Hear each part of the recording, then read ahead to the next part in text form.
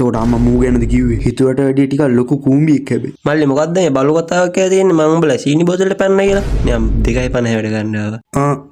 මූ හිතන් ඉන්නේ මේ 2.50 කියලා. 2.50 නෙවෙයි අකෝ රුපියල් 50ක සීනි තිබ්බ එතන.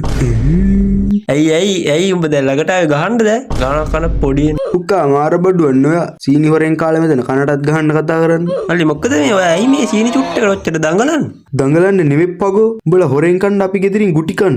මොකද්ද මේකේ තේරුම කියහන්? අම්මා හිතන් ඉන්නේ මං හොරෙන් සීනි කනවා. අම්මෝ කන. ගැහුවනේද කතාව මැදි කන්නට. දැන් මම ගැහුවොත් උඹට කොහොම තියෙද කතාව මැදි කන්න? අම්මඩ. ඒ මල්ලි ඔය කනේ මధుර කිට උට ගැහුවේ උඹට නෙවෙයි. යා අපේ අම්මා පංච්. අඩෝ සීනි 250 මෙච්චර ලොකු වලිය. යකෝ 96ලට අවන්තලට රදීස්ලට ගහපු මට උඹ මොන සිපයියෙක්ද බා? අපේ අම්මා දරණි යකෝ. බුෂාව්. මලි වට කරලා ස්ටෙප් එකෙන් බහැලින්නේ. යටිපතුල් ලන්ඩන බ්‍රේක් පාරවල් මල්ලි මෙව්වා. මම මේ උඹට හොඳින් කියලා. කට දෙකෙන් අල්ලලා සමනලේ ගැටේ ගහන්න කලින් කියපන් උඹනේ සීනි කෑවේ. නැති බැරි කමට සීනි අට දෙකක් කෑවා කියලා මගේ අට දෙක සමනල ගැටේ දාන හරිද මං අහන්නේ. අර මම